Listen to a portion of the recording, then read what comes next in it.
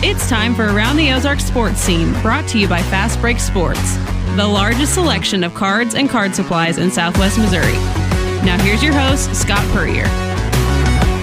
Welcome into another episode of Around the Ozarks Sports Scene. I am Scott Purrier. We are live today at our great sponsor, Fastbreak Sports. We're going to tape a segment with the guys out here to talk about sports card collecting. We've also got a special guest, Angie Wiley, coming in to talk about their big benefit baseball tournament, the Chuck Wiley Foundation tournament this summer in the Springfield area. And we'll also talk about her You Are Strong organization for mental coaching as well. So we start off each week with our What to Watch segment, kind of a look ahead this week and through the weekend of sporting events in the area, nationally, things that we'll be paying attention to. And we start off with the Missouri State Baseball Bears. They are at Mizzou on Tuesday night of this week for the second of two meetings in a week with the Tigers there before they head off to Evansville this weekend in Missouri Valley Conference play. Keith Gutton's Bears are 17-21 overall, 6-9 in the Valley, but they have taken 2 of 3 in their last 2 weekend series, so kind of trying to climb back in it and make sure they make the Valley postseason tournament. They're catching an Evansville team that's hot right now. They swept Bradley over the weekend. They'd won 8 straight games entering the week, so it'll be a big test for the Bears, who take on an Aces team that's 10-5 in league play. So stay tuned on that one.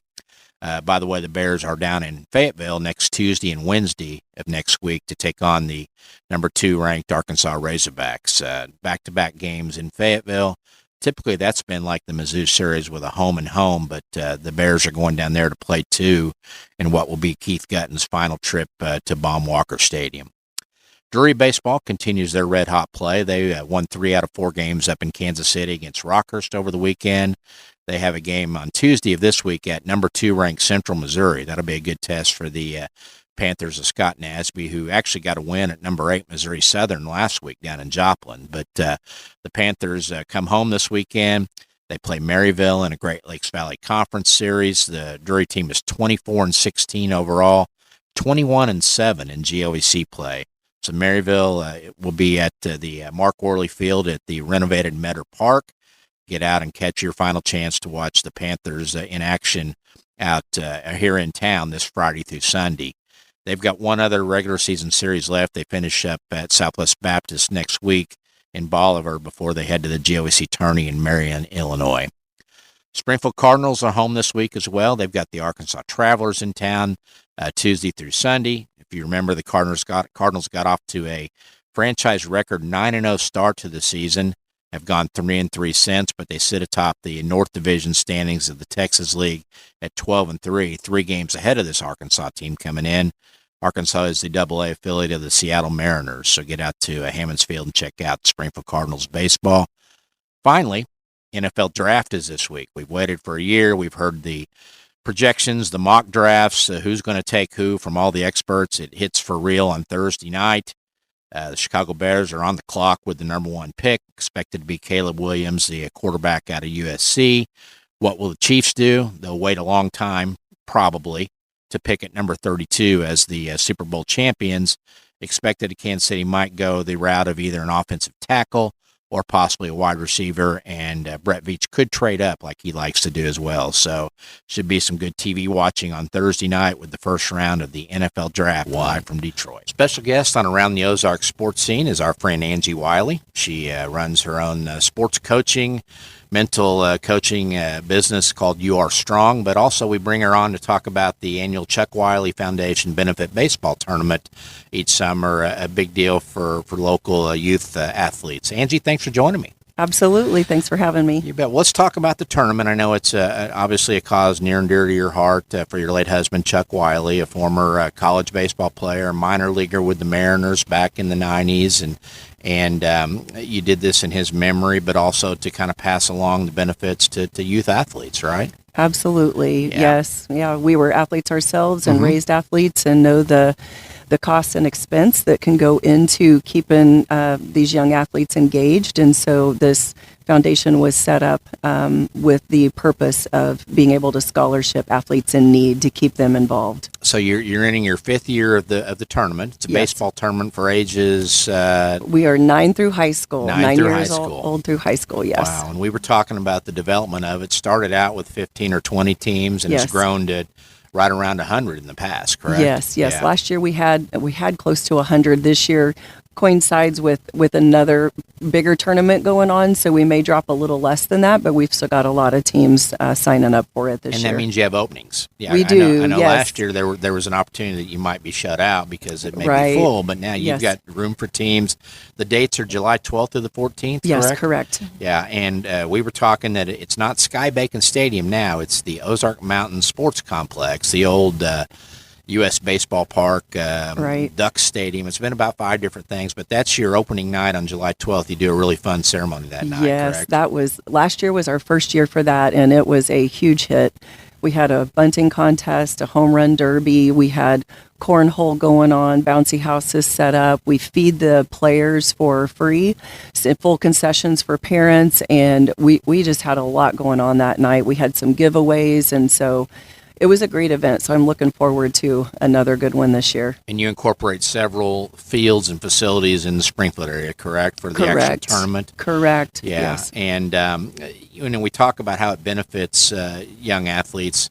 You mentioned travel costs for travel baseball, travel basketball, travel whatever. Yeah. But kids that can't afford other things that they go on athletes, how does that application process work for kids and families? So you can go under ChuckWileyAthleticFoundation.com, and we do have a link there now where you can apply for an athletic scholarship. You can also email me, and that is under WileyFoundation25 at gmail.com. Okay. And they can get more information. They can learn how to apply and go forward. So there are team spots available in there. If you played in this, it's a great event, a chance to get in the field this July 12th through the 14th. I assume that's a Friday through Sunday with opening ceremony Friday night and then play all day Saturday, Sunday. Is yes, that correct? Yes. Okay, the high school division played a little on Friday last year, but the younger divisions were Saturday, Sunday. Okay. And, we talked about young athletes. Of course, you were, should we say great basketball player at Buffalo High School? No? Probably in Buffalo, maybe. Maybe in Buffalo. Buffalo I knew where I folks was. knew you. Yeah. And we're talking about Buffalo, Missouri, not Buffalo, New York. That's correct. Yeah, but went on to play at Pittsburgh State as well and carried on just the athletic mindset after that. Of course, your husband, as we mentioned, was a pro athlete, but you found that you are strong years ago. Kind of talk about that your efforts with that and what you try to accomplish with athletes. Yeah, so I did. I started it over 10 years ago, and it was when our own kids were competitive athletes. And being a previous athlete myself, I saw how much the mental side of the game gets left out. It's really challenging for coaches to have much time to spend on that piece.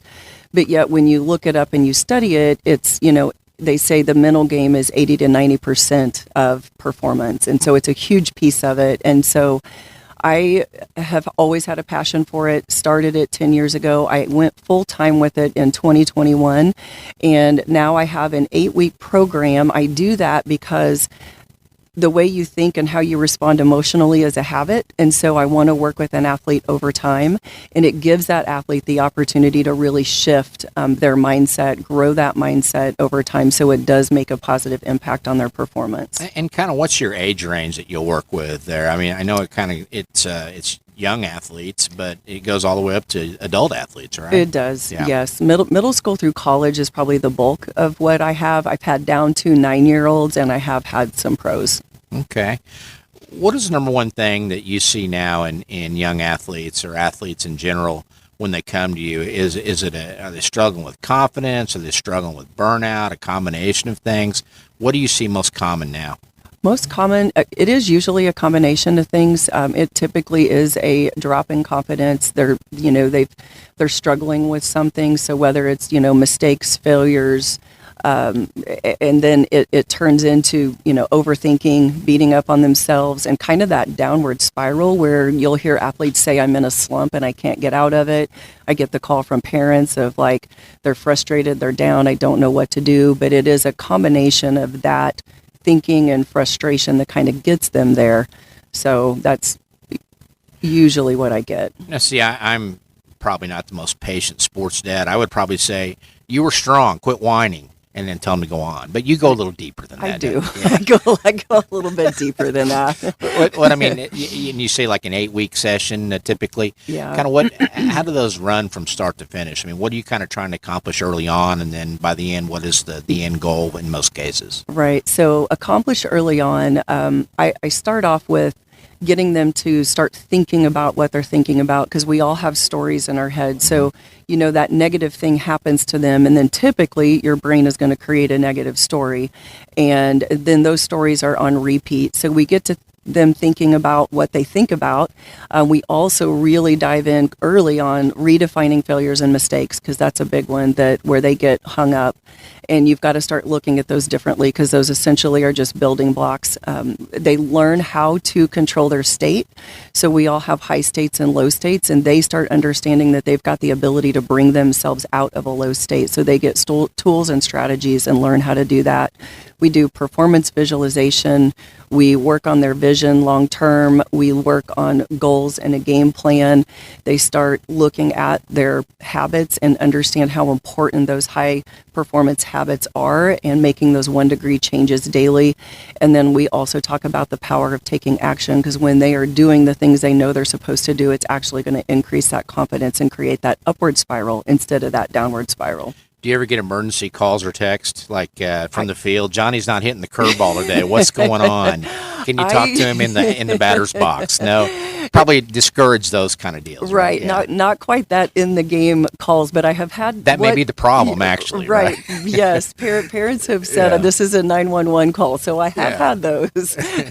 But do you get repeat customers quite a bit? I mean, with you too after I do. Yeah. Yes, I've had athletes come back and actually go through that 8-week program a second time, and I am working on really more of a membership. I'm going to be calling it pocket coaching, where the athletes, once they go through that 8-week program, then they can essentially kind of keep me with them for those reminders, because the mental game is no different than the physical game. Like, you've got to keep working on it. You've got to keep doing it, because if you stop, then you're just going to fall off again. So that's my goal for the next phase of this. And I think next level after that is you actually go to the games with them, and they look over at you, and you've got signs, right? Like point to the head for confidence and things like that. But so you are strong. How do they find you for that? How do they get a hold of you to get maybe started and get interested in it? So my website is youarestrong.com, all spelled out. Mm-hmm. I've got lots of information on there, info on the program.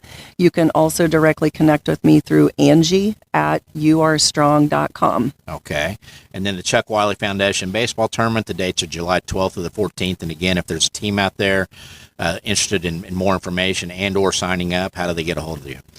Wiley Foundation, chuckwileyfoundation.com holds the tournament information. Okay. And so the links for sign up are also on that. And you can also contact me directly, that Wiley Foundation 25 at gmail.com, because we are still looking for sponsorships for the tournament as well. And that's how we fund those scholarships, is what we clear from this tournament goes back, 100% of what we clear goes back to athletes in need. And you are a nonprofit, so there's tax benefits to it as well. So if you're a business out there and you want to help out the youth athletes of today and tomorrow, then get a hold of Angie Wiley, all right? Okay, yes. Yeah. Awesome. Thank Angie, you. Thank you for your time. Appreciate it. All right, thanks for having me.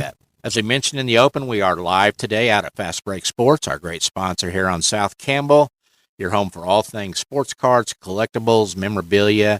It is a guy's paradise, and I'll tell you, and girls too. I mean, we're not going to be gender specific here, but I will say this: if you have Life 360 on your phone and you track your husband, your wife, and your kids, whatever, probably want to disable it when you come to Fastbreak, because you're probably going to be in trouble if they look down and see where you are, because they know that you're not getting out of here without coming away with something you need for that collection. And very special guest with us here today is Mike Collins with Fastbreak Sports. Mike, thanks for joining us. Oh, thanks for having us and being here. You betcha. Kind of wanted to just kind of dive into what the store's about, kind of a little bit of history. Tell us how long Fastbreak has been here at this location. So Fastbreak's been at this location on Campbell for about 9 years now. We've been operating for 30 years. Bob started it up, like I said, 30 years ago. He started small in the mall, and then he moved out into Fox Grape, then went to the mall again, moved a couple locations until we finally came here. Loving the extra space, loving the ability for us to expand. Like you stated earlier, we are, proud to be like the sports place for people, especially, all the fans for NFL, MLB. We do like to pride ourselves on being all 32 team friendly. So, we have lots of, Raider fans, as, Denver fans, Dallas fans. So it's a no hate zone. Well, exactly. Yeah. And there's a lot of people that actually come in just for the razz, just for the, I'm going to get this just to kind of peeve off my chief friend or something, just kind of like that friendly fan banter. Yeah. Or they finish last in their fantasy league. They got to find something that they've got to wear the enemy colors. Things of course. Like that, right? Yeah, definitely. We get that a lot as well. I really like the way you've got the store separated, from an NFL standpoint. They've got their own little section or corner.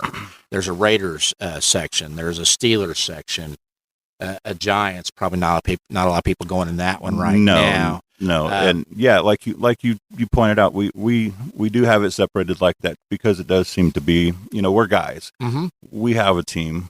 We don't want to look through an entire store to try to find that one item for our team. So if we know we can go straight to our team, that's where we're going. So that's the way we like to get it. It's not a scavenger hunt. It's I need to go find something. Exactly. And you've got it set up. If you're a Chiefs fan, you turn right, first section. Cardinal fan, turn left, right? Yeah. It couldn't be any easier. That is actually something we just did because we just kind of redid the store not too long ago, and we put the local teams up in the front. So like you mentioned, once you come in, Missouri teams are right up to your right up to your left. So Absolutely. We did do that. And of course, the centerpiece of any place like this is collectibles, and baseball cards, football cards, basketball cards. I see magazine covers there, autographed items, things like that. Is part of the fun for you guys, I imagine, seeing every day what might come in? That is something that we get every day. Like you said, we never really know what comes through that door. And, there's a variety, like, cards, magazines, autographs every once in a while come through. We get people come in with, newspaper clippings and stuff. Signed baseballs. We never really know. Any day can be different. Sure. Any collection's different. Everybody collects something different. So, it's a really, really unique variety of stuff that makes it really fun for everybody. I would imagine the goal is to do more selling than buying, but you guys do quite a bit of buying, don't you? We do. We can have a tendency to kind of, fluctuate with what's hot and what's moving. But we will take a look at anything that people want to bring in and, work with them.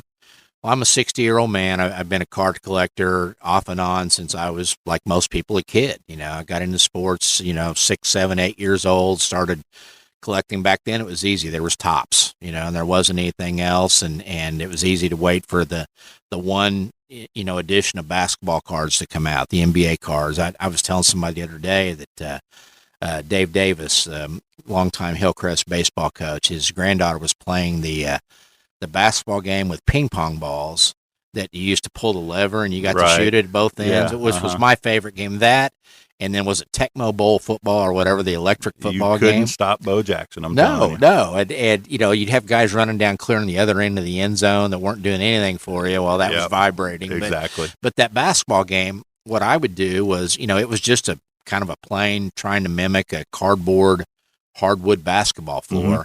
I would take my basketball cards and put them on each one of the shooting spots. So maybe that's where my sports writing and everything else started kind of coming out, because I'm calling play-by-play for Pete Maravich hits the jumper, Yeah, and, I think a lot of people did that, and that's probably something that led into, the conditioning of the collectible cards too, because, back then, as kids, we're putting them up and we're building teams and, we're putting them on our games and things. kids, back in the early years were using them in their bicycle Yeah, spokes. I don't get the bicycle spoke thing. You want to make it sound like a motorcycle or something, but didn't actually treat that card very well. Probably not in 9 or 10 condition grading if they come in with the bicycle spoke effect. It's definitely not going to grade pretty well on that. Well, and I kind of went back that far because, I collected when there was one set of cards, it was tops. And then, here comes Fleer and Donruss. And then all of a sudden the floodgates open and there's about 1 million of them. And that's kind of what I want to get into with you, Mike, was the state of the union of card collecting right now. It's you kind of got to know what you're doing, don't you, and what you're looking for? You do. There's a wide range right now. I mean, it goes – Topps has done really well with baseball to keep it low for a lot of kid collectors. But, there is a high end, too. The hobby right now has become kind of both a collecting and an investment, too. Yeah. There's a lot of people out there that actually – will spend money to make money on the end. So there is a wide range between a low end and a high end. So we do see that quite a bit, and Topps has done really well with that. We're excited for what they have in the future. But that is the state we see with the hobby right now is, you get a lot of low end, just hobby collecting, set building. And then you have those high risk, high reward, big hits that you can do good. You just never really know. Back in the 80s, I kind of got back into it. I was in high school and college, kind of got into it. Wasn't good on my budget, with it still isn't. Beer money or cards. It was a tough decision for me back then. But, I bought a lot of stuff that I didn't know there was so much of it being produced, and it was worth next to nothing. Meanwhile, we were talking earlier, the 86-87 Fleer basketball set. There weren't a lot of those made. No, there wasn't. Michael Jordan's rookie card now is tens of thousands of dollars if it's in mint condition.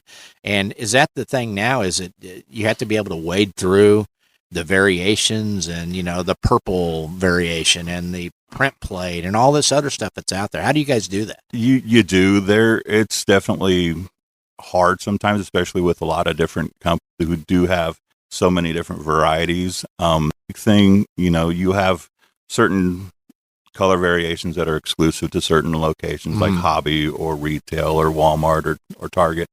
And then you'll have other variations that are numbered.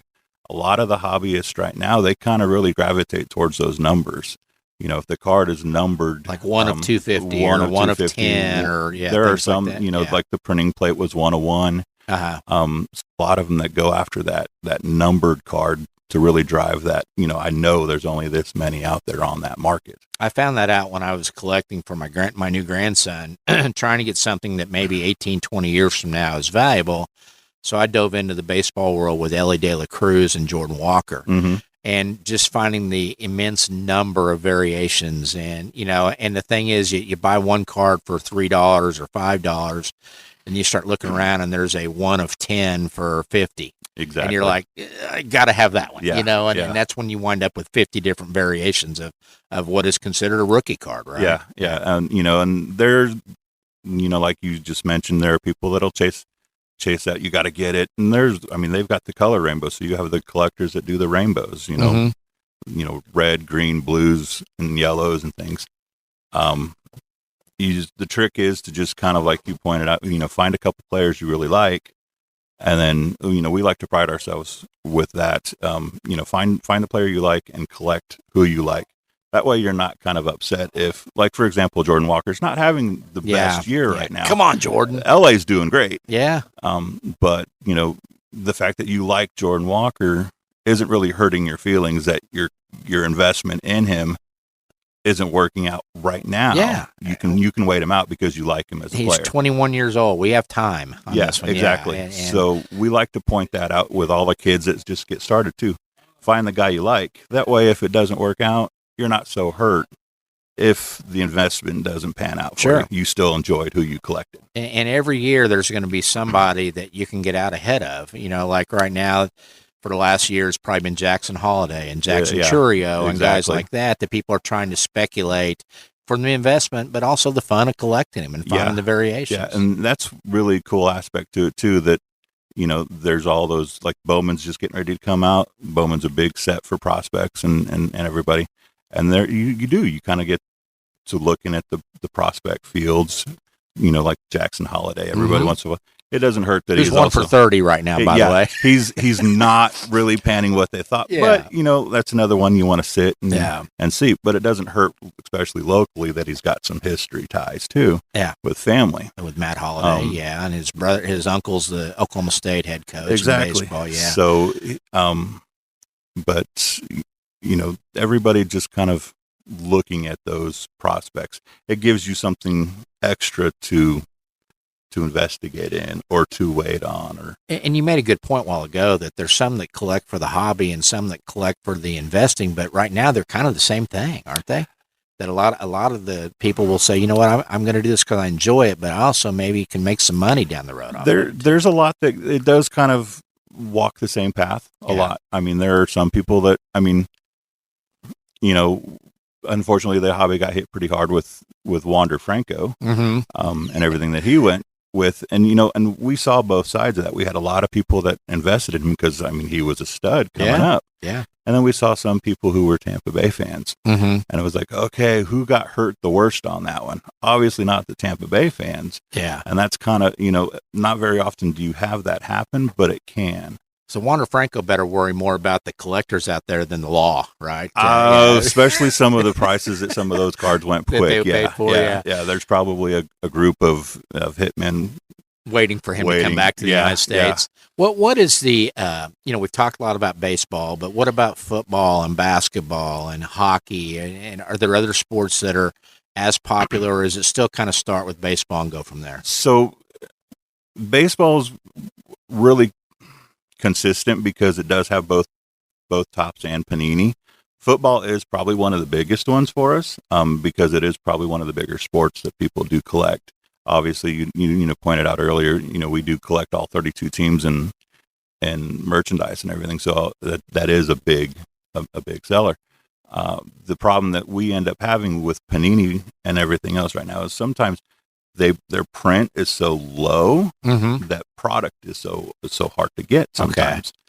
Okay. We'll get, a portion of football products nowhere near what we get for baseball. Yeah. So, to get the football product, you have to kind of really come in. Well, and then you're going to have to sell it for more because you're in this actually shocker to make money, right? Well, we supply and demand. Do have, retail margins, but it is one of those things to where if you got a case full of baseball, but like 3 boxes of football, it is more demand, like you said, harder to get. The thing now is you walk into, when I was a kid, it was going to the drugstore, and they had packs there. Now you walk into Target or Walgreens or places like, do you ever find yourselves kind of looking around those areas to see if with their buying power, got something maybe that was hard to get? Or so the hobby's done really well with separating that to where places like us, we have what they classify as hobby boxes, and Walmart and Targets have what they classify as retail boxes. Okay. So, they do distribute differently for both of those. Hobby boxes will have different inserts and different hits and different ratios than retail boxes will. So that's where they separate that. Of course, I will go into Walmart or Target and be like, well, look, they've got all those blasters going or whatever. But the hobby itself has done really well with trying to separate that range and classification of what is out there on the market. So give me 2 to 3 to 5 hot cards right now of the new cards, the new players, new athletes. What's hot out there? So obviously right now we're doing really well with Caitlin Clark. There's a Caitlin Clark card. We actually were able to get quite a few Topps now. Okay. Did a few for Caitlin Clark. We do have some of those. She's done really well. What's the ballpark on those right now? They right now are just $10. Really? Yeah. Wow. Yeah. So, they're get them while you can. Get them while you can, because the thing about Topps now is they only print as many as they order on that opening dime. So now, is that an Iowa card or an Indiana Fever? It is an Iowa card. Okay. Indiana Fever, I don't believe will be done until Panini Instant, maybe, or the new Panini Prism for the WNBA. And they have WNBA which cards. they do, Okay. and we do anticipate that to be pretty big. Yeah. So, be on the lookout for that. Public commentary, do you think she's going to have the impact with the WNBA that she had with women's college basketball? I mean, will people start watching WNBA? I don't know that I will unless it's her. I think they will. I mean, obviously everybody else does, because I think the numbers I've heard, Indiana already televised 30 of their 40 games for public television. So, I mean, they're obviously anticipating her too. So, I mean, she's amazing to watch. So we're excited for that. See, if I had that old cardboard basketball game, I'd put her and Angel Reese on the same game there. Let them go. Let them go at it. Yeah, exactly. Although they may be friends now. It looks like they've kind of mended that fence. But one of the things I really like about the store too, walking around, is you've got a number of older cards. So this is not just about trying to speculate on which young guy is going to become the next Michael Jordan or Cal Ripken or whomever, but you've got cards dating back. How far do you go back? I think we've actually got some from 48. Wow. I think just came in. Yeah, and then, like you said earlier today, we never know what's going to come in. Yeah. Some of the vintage stuff, like you guys are fortunate right now, we got a really good lot of stuff from 50s and 60s just recently. So, some of that stuff is kind of more tough to get through. And that is a peak in the hobby right now that is going through. Yeah, and we just, like I was saying earlier, there's a 1948 Sport Thrill. $15 from the Swell Bubble Gum Company. Wow. And this particular card is a Mickey Down. Really? Because 52 Tops was the first year Tops, wasn't it? I believe. Yeah, the Mantle card was kind of the crown. Yeah. What makes the Mantle card is it's his first Tops. Yeah. And what is kind of the crown jewel in here? I mean, if you had a card that was under a light and a lock and key and multiple security features, is there one in here that you guys kind of look at and go, "That's our baby"? I want to say, I think I could have said maybe the Hank Aaron rookie we had, or at one point we did have the 52 Mantle. But like you mentioned earlier, not everything in the store stays in the store. So yeah, it's hard to say. Like, is it kind of sad when you see it go, or is there kind of a mixed emotion? Like, hey, we sold it. Oh crap, we sold it. Right. I think it is. I think obviously we want to be in it for the community of the collectors, and it's nice to see that card go to a good home. But at the same time, it's kind of like, oh man, that was kind of cool having it here. Who's more likely to tear up, you or John, if the card? I'd say John. John, really? Yeah. Very emotional guy over his card collection. Especially some of the if there's a certain football player or something, I might tear up a little more. Who would that be? Well, right now I'm for those that don't know, I'm the Niner guy of the store. So if a nice, I did have a Brock Purdy downtown come through the store that we passed on. And I did cry, I think, after that. Did you really? I think I did. So I think that would be the one for me. Do you have trouble amongst yourselves out here if, like, you're a fan of the Niners and a really good Niner card comes in and you're, like, all excited and the other guys are like, pump the brakes here? Yeah, they'll just pass on it and put it in the trash. No, I don't get any razzing at all through the guys. Not even once. Yeah. How important is grading? And obviously, if I were able to go back to my childhood, I would have put a lot more things in acrylic cases and we all would have done that. Yeah, but there weren't any back then. Were sheets even around back in the 70s and 60s? I don't believe so. No, and that's the problem with all the rubber bands too. Yeah, that's what you did with them. But how important is grading? And you guys have all the supplies. There was a lady came in and bought cardboard boxes earlier and stuff. You have all that stuff to try to preserve these things as well. We do like to have almost everything that you need for supplies, top loaders, penny sleeves, pages, anything that you need to help protect. And that does help lead into, grading. We are a Beckett drop-off for you to bring in cards and we send to grade. And that has become a very big thing because that takes away that, before when it was just, my opinion of the card is it's a good mint card. Yeah. Oh, it might not be the same as your opinion. Getting it graded, there's no argument. There's no ifs or buts. Somebody's looked at it and said, that's a mint card. And for those who don't know, that's like a jeweler looking at a diamond, right? Exactly. I mean, the same thing. It may look like a great diamond, but then they get it under the microscope or whatever the little eye thing they've got. Yeah, they'll put it under a microscope. They actually, I think, have little forms that they lay over the card to make sure things are centered between the picture, the edges are straight. I mean, there's 4 things that they look at: surface marks, centering, edges, and corners. So they look at it pretty good, and they'll tell you, hey, they'll break it down for you each way, what's what, and they'll give you the grading on it. What is the pricing structure for grading, and what's turnaround time for getting a card back graded now? So pricing right now is $30 per card. Okay. Doesn't matter what its value. Doesn't matter what it's valued. If it is higher up, they will recommend insurance. Okay. And that could vary on the value of the card, obviously, with that. But there is no upcharge to that grading fee outside of any insurance if needed.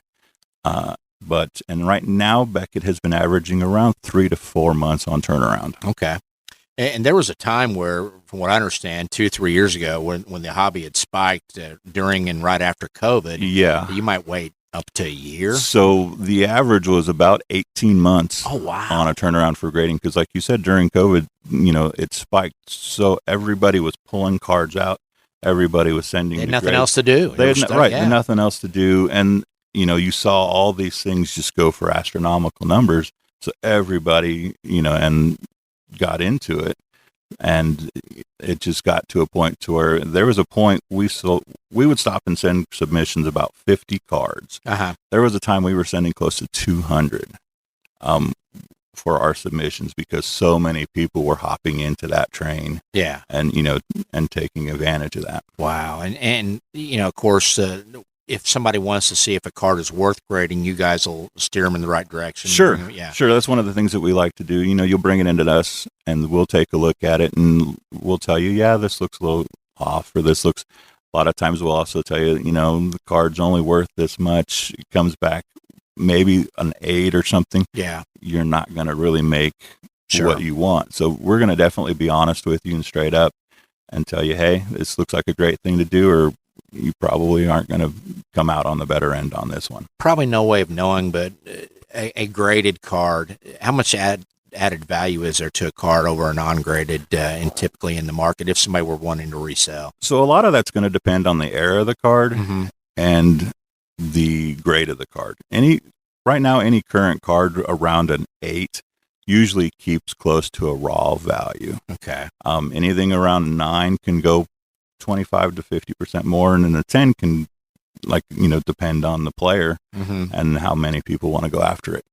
Anything vintage prior to the 80s, there's a whole different grading concept because everybody understands the cards weren't treated that way. Sure. Like they are now. So, a 6 is a great grade on a card back then. And you guys use Beckett, and there are several out there now. Everybody, there's copycats now, aren't there? So there's a bunch of different ones out there. The ones that are primarily used are PSA and Beckett.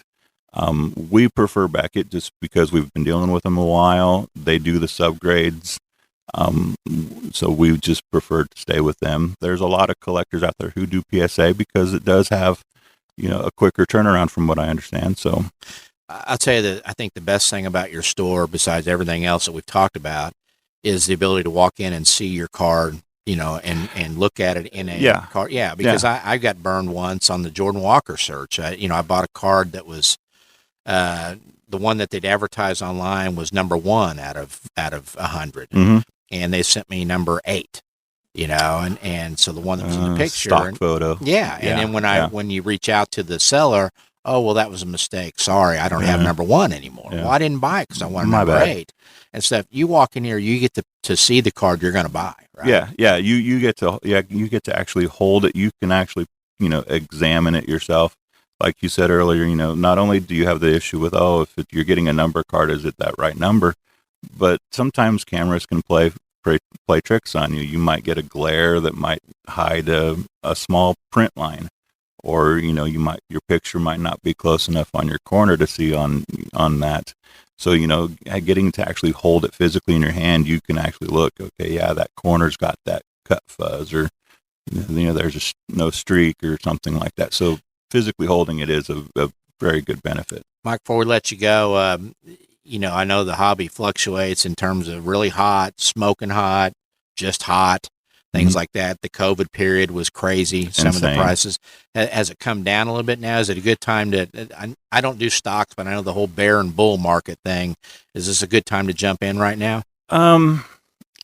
Yeah, I think it is. I think anytime, I mean, like I was saying earlier, depending on what you're going after, baseball is a good time to get in because you do have Topps and Panini.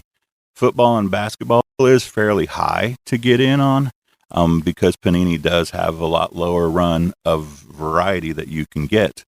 Here in a couple years, that's going to change when Fanatics takes over with football. We're going to get to see a lot more products when Topps takes that over.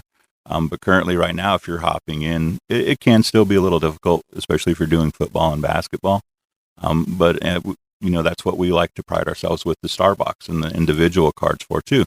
If you can't afford those big high-end football boxes, but you still want to collect Patrick Mahomes or Travis Kelce, we can still get you covered because you can come in and find your Mahomes cards or, singles or things like that you can still get. What's the highest high-end, most rare Mahomes rookie card price range right now, and what is it? Oh, I've never seen one in the store, but I think there's the National Treasure autograph that last I thought I saw went for like 15 what? 15,000. Yeah.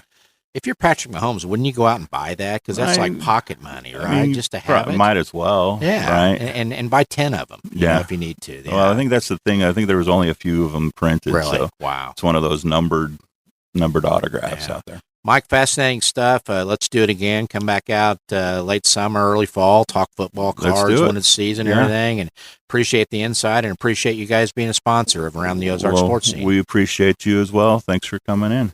No Scott's thoughts this week. I'm all out of thoughts. A couple guests today, so we're going to postpone that till next week. But we'll be back with plenty of thoughts next week after the NFL draft takes place all weekend. More baseball to talk about. Cardinals and Royals. We'll get to that in next week's episode. Special thanks, as always, to Fastbreak Sports for being our sponsor of the show, and Angie Wiley for coming out and visiting with us today about the Chuck Wiley Foundation Tournament and You Are Strong. Thanks for listening, and we'll see you next week on Around the Ozark Sports.